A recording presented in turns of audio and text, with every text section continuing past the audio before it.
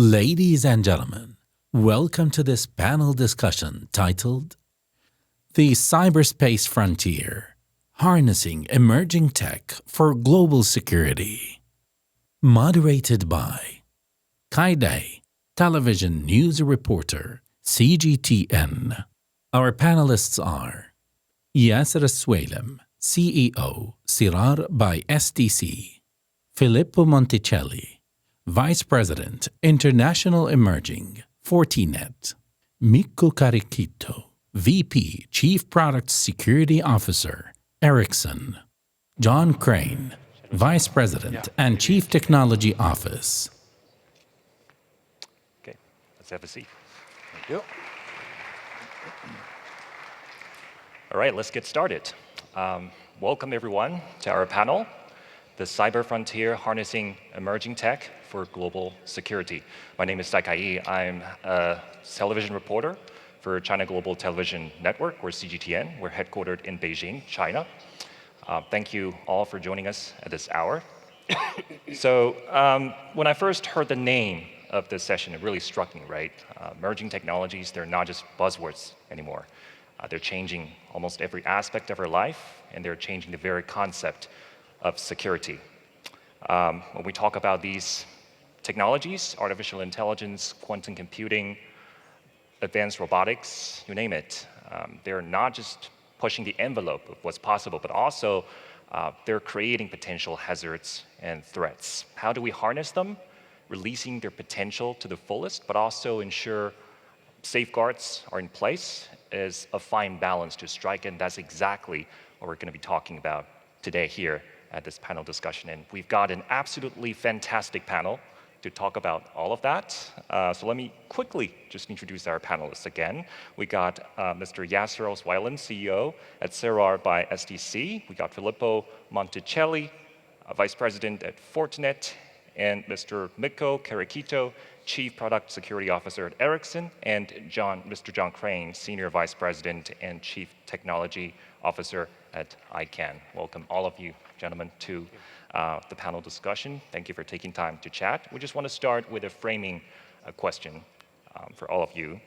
So we're seeing emerging technologies reshaping how investigative techniques and also how real-time decisions are made.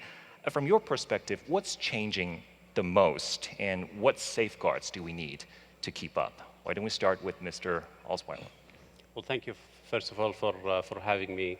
If we look at the emerging technology, including the AI and the generative AI and the age of the AI nowadays, 5G, quantum computing, definitely this is something will expedite and will increase the efficiency of the business, will add additional layer of the innovation and creativity. Now, if we look at it from the cybersecurity lens, I think what matters to the cyber people is how resilient are those technologies and what would be the value add that these technologies will add into the organization. What matters to the CISOs, I think, is the time to detect, time to treat the risk, and with the evolution of the technologies, I think adding the dimension of predicting the threats, that would be also additional dimension. But with that, I think even the emerging tech will open the window to a new type of risks, and it will also open the doors to a new threats that could also be a side effect of deploying this kind of technologies. I believe that as a cyber professional, we should be also not only relying on technologies, but we should consider the process and the frameworks that should be backing those technologies to make sure that the technologies are backed with the right architectures and framework. I do believe that the future of security in the age of frontiering the technologies will not only depending on the speed or the creativity, it should also embed the ethics and the accountability and the resiliency within the fabric of innovation. Speed and also ethics, safeguards, they're equally important. Speed, accountability, and the resiliency that should be embedded within the fabric of innovation. Fantastic. Let me turn to Mr. Monticelli. So the way we do investigations, the way we make decisions, they certainly don't look like how they are maybe 5 years ago. So the technology has rewritten the playbook. Where do you see the most profound changes, and how should we adapt? Well, thank you, and thank you for having me here, of course, first of all. We heard in previous sessions during the, these first couple of days here, we've been reading, all of us, I'm sure in this room, have been reading a lot about how AI can really influence the way security and cybersecurity companies leverage technology in order to accelerate the capacity in terms of analyzing data, speed of detection, analyzing it on SIEM, SOAR platforms, what's happening, correlating data. All these are areas where, of course, we see major advancements thanks to the adoption of AI technology into, and I speak, of course, as Fortinet, into our platforms. This, of course, comes also with a dark side, the downside, because all these capacities and tools can be leveraged also by our adversaries. So that's the big issue that we're facing today. And on our side, on the vendor side, one of the elements of maintaining some safeguards is actually adopting and leveraging the technology on one end, but never leaving the human factor outside of the equation. We need transparency. We need, as already stated by my esteemed colleague, accountability. And these are two fundamental elements in order to make sure that we leverage these technologies and take advantage of them in our platforms. Bottom line is, when we talk about AI, it should really augment human capacity. We should never forget, the fact that we need to upskill and train our own people and make them evolve in the use and utilization of these tools, and not leave, the accountability to some, let's say, automatic system. We should evolve alongside these emerging technologies, right? So now let me turn to Mr. Karikytö. From your view, what stands out as the biggest shift, and what guardrails must accompany them? So representing Ericsson, leading vendor of 5G technology, we are looking with a very, very critical eye on the resiliency and security of the environment. These systems that we deploy, 5G networks now today and 6G networks in future, they're some of the most complex systems on the planet. And I know I'm biased, but I still claim that having you be able to have a gigabit per second with a millisecond latency when you're driving 160 kilometers per hour is a miracle. It's a technological miracle. And then at the same time, having that network serve all of your country, all of your nation, from coast to coast, from north to south, is actually something that is super complex. We don't have any tolerance for errors in that. You often don't have your phone calls dropping, and you don't often have your network not reachable. It's always on. So then put AI. So put AI and the other advanced technology into the picture, and think about what kind of chances can we take in this landscape that I described, that is highly complex and we're highly dependent on. So we need to be very careful about what we do. We need to be careful about any new addition to this technology stack that we create. So I usually speak about that we need to approach it in a holistic manner. We're looking from standardization. In telecommunications, standardization is a big thing. We standardize so that everybody can have a good network across the planet. Then we do product development, we do deployment into the networks, and then operations of the networks also. And I think that the AI security considerations, for example, as just one example of the emerging technologies, need to be handled in the same way. So we need to actually understand, what do we standardize? Where do we have de facto standards in AI? What do we all want to apply? How do we make security by design into product development and then deployment, but most importantly in operation? How do we recognize anomalies if that happens? And I guess we are in the era where we have a first time in human history where we have a technology that is somewhat unpredictable. Previously it was all, logic and ones and zeros, but now actually the machines can make decisions that we didn't predict for. So, and I think that's pretty important to understand. Okay, thank you. Now, Mr. Crain, in your view, what protections are needed to, evolve alongside these emerging technologies?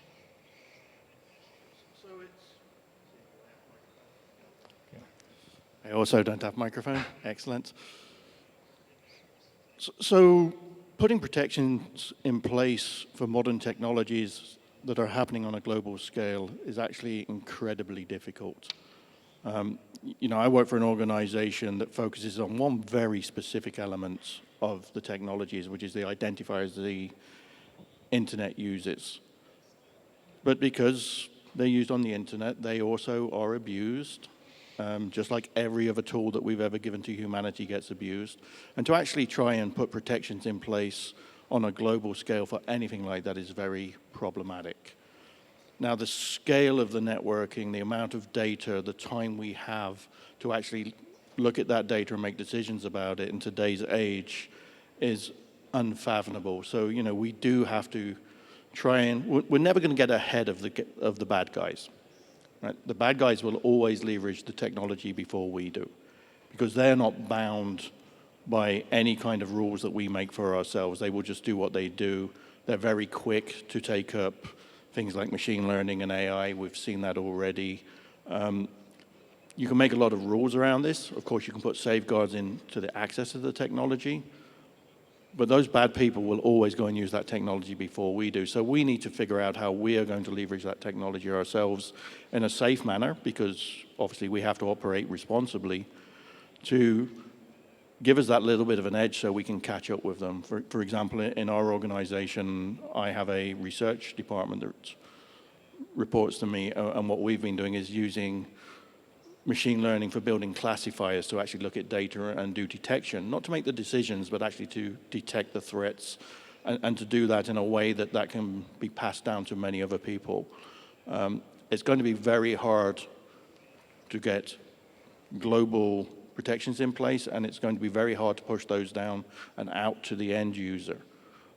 It's easier for the bigger organizations, but the small guy needs the governments and the large organizations and the rest of the community to help them.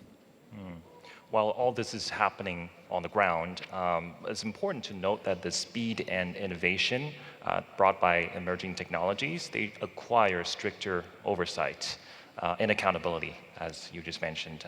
Innovation must be paired with safeguards. Well, so in terms of, let's talk about like quantum and some of the other advanced network technologies. They get a lot of attention as they're the future of communications and infrastructures.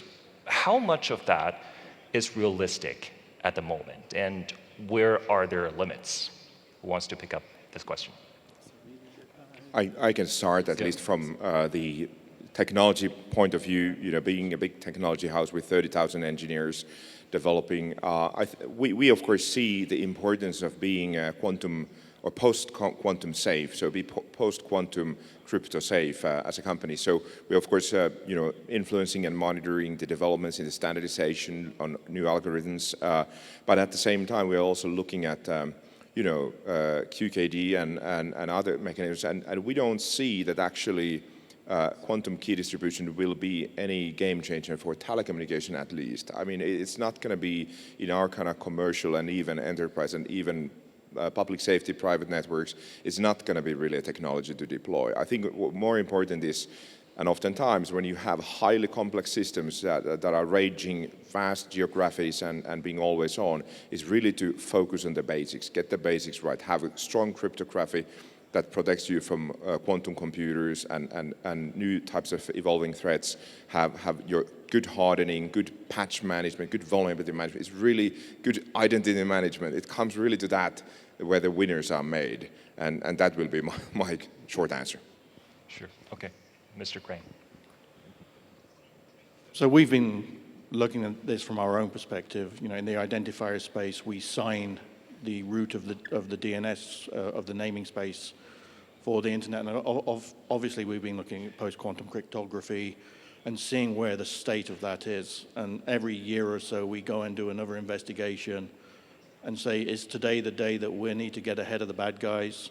And is this arms race against the bad guys? We don't think we're quite there yet, but we are looking at these algorithms. We are trying to be ready so that we don't jump too far ahead, because it's very expensive still at the moment, but that we also don't get left behind. It's important in these new and emerging technologies that you pace yourself and you join in at the right time. Obviously, if you're in a competitive world, you might be looking for a competitive advantage and get further ahead than somebody like us in a non-profit scenario. But we're always trying to find that balance, and we are looking at this technology, but we don't think it's quite there yet from the need for going to quantum cryptography just yet. Ask me again next year. We'll see where we are. Pacing ourselves. Yeah. Okay. If I may add just maybe one bit, I agree, of course, with what's been said.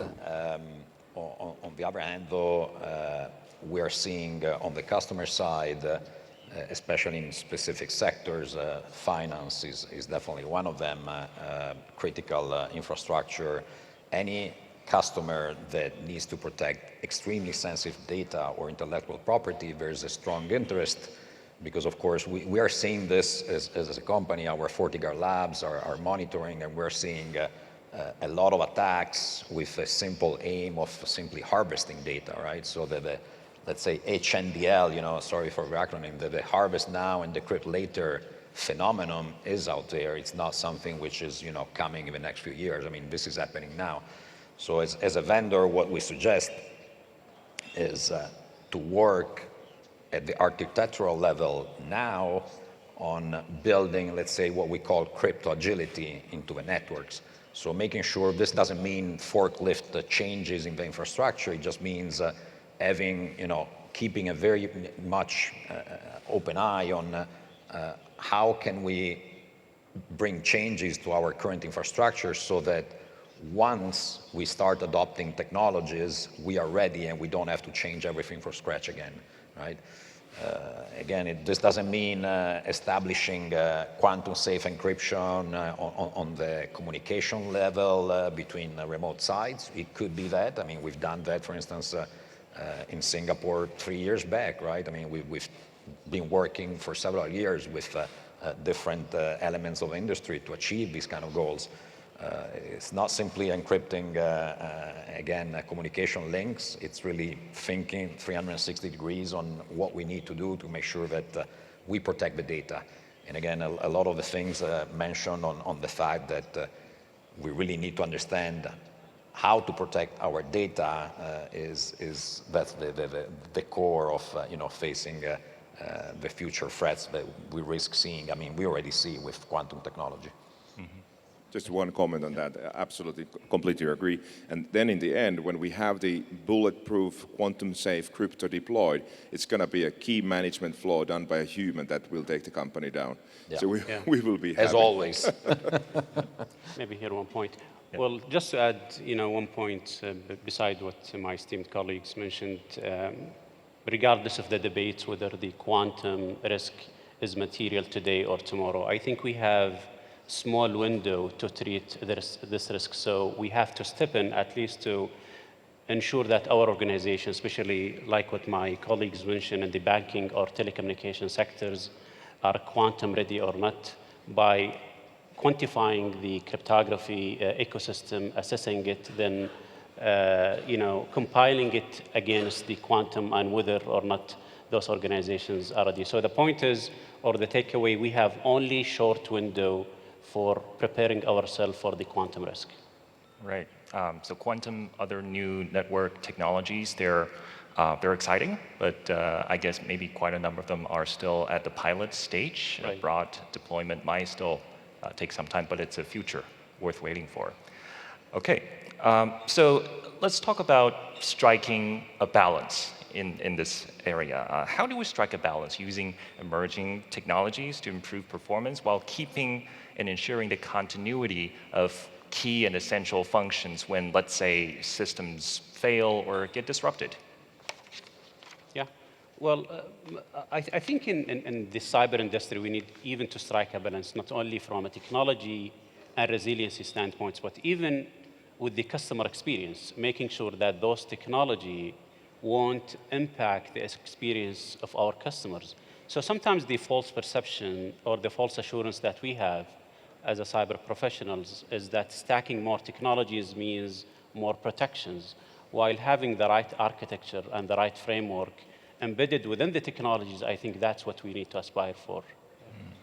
Okay. Anyone wants to pick up on this? Well, one thing I may add is, again, with a lens of a company that builds platforms and not single products, but a cybersecurity platform, a way to strike that balance is really to leveraging this platform approach, embedding emerging technologies and building them from within the company into a platform approach that helps us maintaining the security level across the entire stack. That is what we're doing at Fortinet. And as maybe as a last comment, besides the technology aspect, making sure that we avoid failure is always an issue of really different approaches when it comes to monitoring, making sure we have the capacity to have an early detection, working on risk assessment on our systems, having teams prepared and capable of handling incident response. So it all comes down around these key elements of preparedness. And as a last resort, and especially when it comes to adopting emerging technologies and new technology and systems, we should really have backup plans, even going down to, let's say, manual recovery. But this needs to be planned.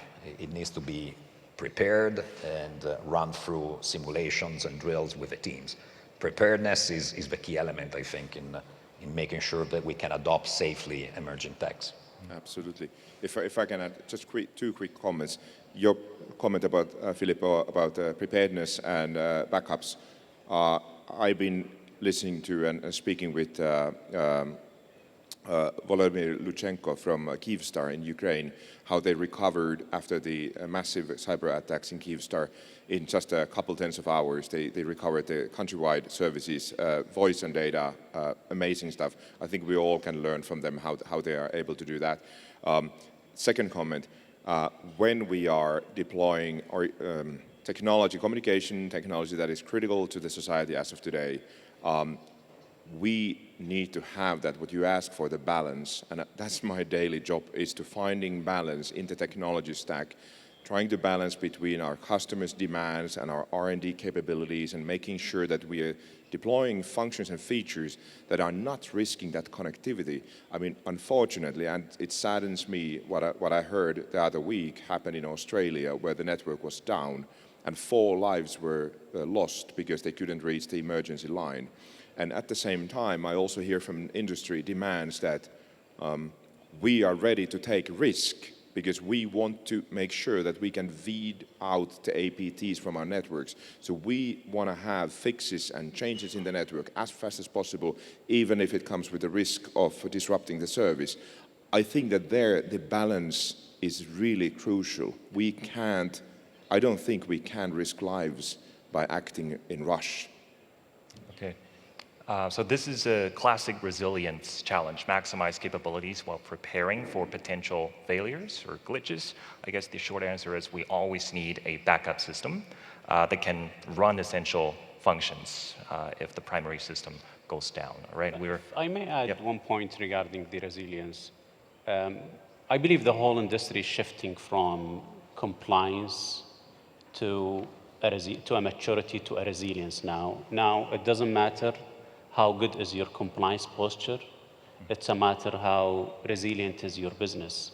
At the end of the day, if there is anything wrong happening, God forbid, to your organization, it's about how fast you can serve your customers, how fast you can recover your critical services. So the resiliency part has to be taken as an essential part among the cybersecurity maturity framework. Fantastic. We're kind of running short on time, but we do want to each of our panelists to address maybe one final question is what can global and regional partnership do to speed up responsible innovation and make cyberspace more inclusive and secure? So that's a very interesting question. We've heard a lot about collaboration, right? So, you know, at ICANN, that was kind of what we were formed for. It was to take a global technology and to find a way to collaborate and manage that on a global, what we call a multi-stakeholder rather than a multilateral environment where anybody can have a say. That's one approach. There's a multilateral approach. What's important is that we do all need to collaborate, and we need to find a way to put aside our own personal needs, be that at the national level or indeed the personal or business level, and be able to actually share in an open manner. And it's very hard. It sounds very laudable and fantastic to say we're all going to share all of our information and, you know, we're going to share our threat information, etc. But so far, we've not managed to do it at large scale. So something has to change in the way we work with each other. I don't have a good answer to it, but I know that if we keep doing exactly the same thing we're doing today, that in 5 years' time we'll still be having this conversation. So we do need to think out the box a little bit. Agree 100%. And I want to maybe there was a really good discussion earlier on the stage today in the morning about kind of global response and taking accountability for cyber threats. I think that one thing is we are all here discussing, and I'm spending all of my day, you're selling all your day to organizations to defend themselves against cyber risk, cyber threats. Well, at the same time, there's a source for each of those cyber threats. If we have people being shot by criminals on the streets, we don't ask people to put Kevlar vests on and helmets on when they go to the grocery store. We actually go for the source of the crime, and we go to the socio-economic structures that are behind why these people are starting to do criminal activity. In the same way, I think that we need to do something for this hockey stick that is growing the cyber risk, cyber threat globally, and go to the source, and as a global community, control the source, stop the supply, rather than the other side. We are doing hard already. Looking at this from another angle, again, as a vendor, what we see is basically facing enabling cooperation between entities. We see that as a key element of, let's say, our organization, working with Interpol, WEF, international entities, institutions is of course fundamental for us, and we do share threat intelligence at the global and also at the regional level. So within our company, there's a large part of the teams and organization within FortiGuard Labs that are working to make sure that we have very localized threat intelligence so that we can work at the regional level, but then at the same time scale up to the global level when it comes, to interacting with global police organizations, for instance, like Interpol.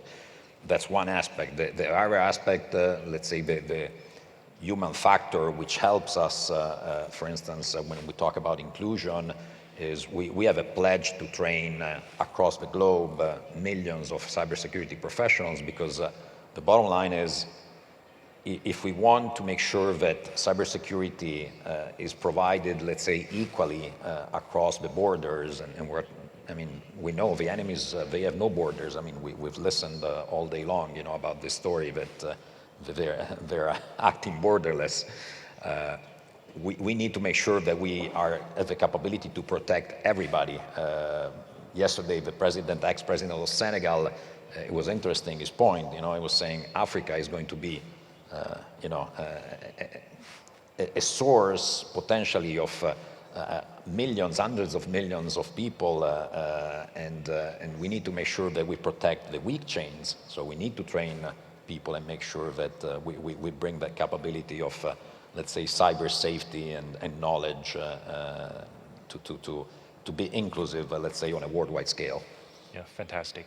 What about Mr. Alswailem? Yeah, to add to my colleagues' points, I believe having such platforms and dialogues between the regulatory bodies, the technology houses, service providers, and the users, making sure that we are embedding the development in the emerging tech, taking into consideration the ethics, accountability within the spirit and the DNA of technology, and within the DNA of innovation. I think that's something that we're looking for. Right. So no single country or company can handle the challenges in this area alone. Indeed. We need open standards, international norm setting, joint cybercrime fighting, so as to better align regulations across borders. And I just want to end with a quote from the UN Secretary General Antonio Guterres, who delivered a video address yesterday. He said, as digitization accelerates, we must forge global partnerships rooted in solidarity and shared responsibility, leaving no country or community behind. Once again, thank you so much to all our panelists. Why don't we just give another round of applause to our panelists? Thank you. Thank you.